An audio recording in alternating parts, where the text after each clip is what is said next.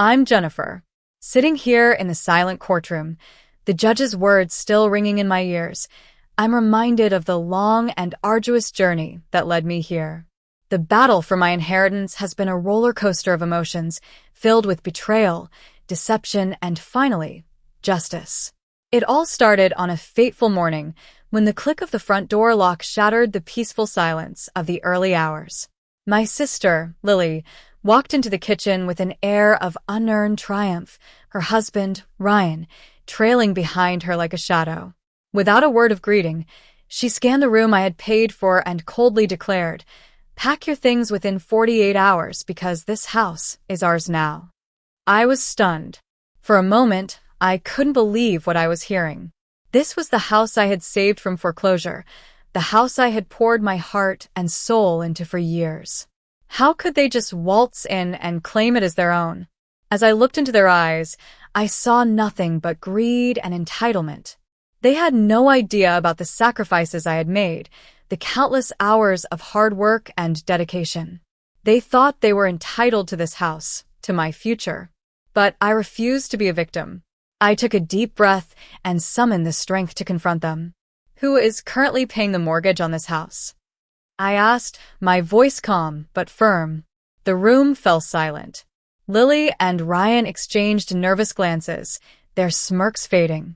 They had no answer. It was then that I realized they had no idea about the debt, about the second mortgage my parents had taken out years ago to cover a bad investment. They thought the house was free and clear, that they were walking into an inheritance. My father, who had been standing in the shadows, flinched. I saw it, a small movement, but it confirmed everything. He had lied to them, to me. He had omitted the truth to keep his golden child happy, throwing me under the bus to pave a road.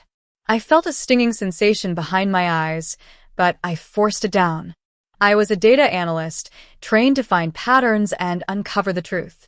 I knew that I couldn't let my emotions cloud my judgment. I needed to be strategic, to fight back with facts and evidence. So, I agreed to leave within 48 hours. It was a difficult decision, but I knew it was the only way to gain the upper hand. I didn't want to give them the satisfaction of seeing me fight. I wanted to show them that I was in control. As I walked down the hallway towards my bedroom, I could feel their eyes on my back. They were confused, probably wondering why it had been so easy. Little did they know I was already formulating a plan. I sat down on the edge of my bed and stared at the wall. Asset map, timeline, proof of ownership. These words scrolled through my mind like a mantra. I knew that I needed to document everything to build a case that was airtight. I started by creating a spreadsheet, listing every single item in the house that I had purchased. I included the date of purchase, the vendor, the method of payment, and the current condition. I also gathered all the receipts, warranties, and emails that proved my ownership. Next, I turned my attention to the timeline. I needed to reconstruct the last 5 years, every mortgage payment I had made, every utility bill I had covered, every repair I had funded.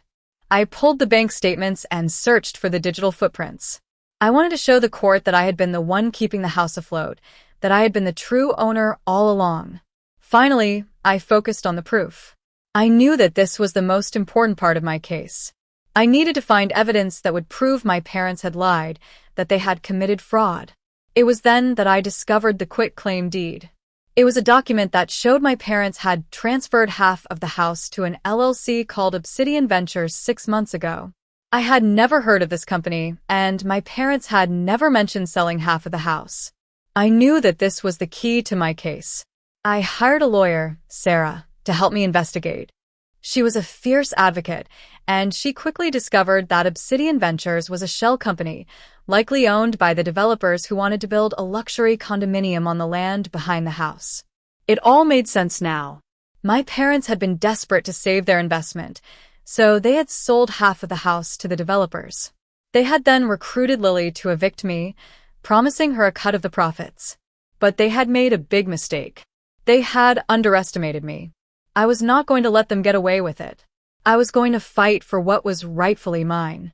The trial was a long and grueling process. Lily and Ryan tried to paint me as the villain, but Sarah was prepared. She presented the evidence, the receipts, the bank statements, the quitclaim deed. She showed the court that I had been the one keeping the house afloat, that I had been the true owner all along. In the end, the judge ruled in my favor. She declared the will valid and binding, and she ordered my parents and Lily to vacate the premises within 14 days. She also referred the matter to the district attorney's office for review, stating that my parents had committed fraud and bank fraud. As I walked out of the courtroom, I felt a sense of relief and closure. The battle was over, and I had won. But it had come at a cost. I had lost my family, my home, and my trust in others. In the weeks that followed, I sold the house and used the money to pay off the fraudulent mortgage. I also put the rest into a trust, ensuring that my future was secure. My parents and Lily moved away, and I never heard from them again.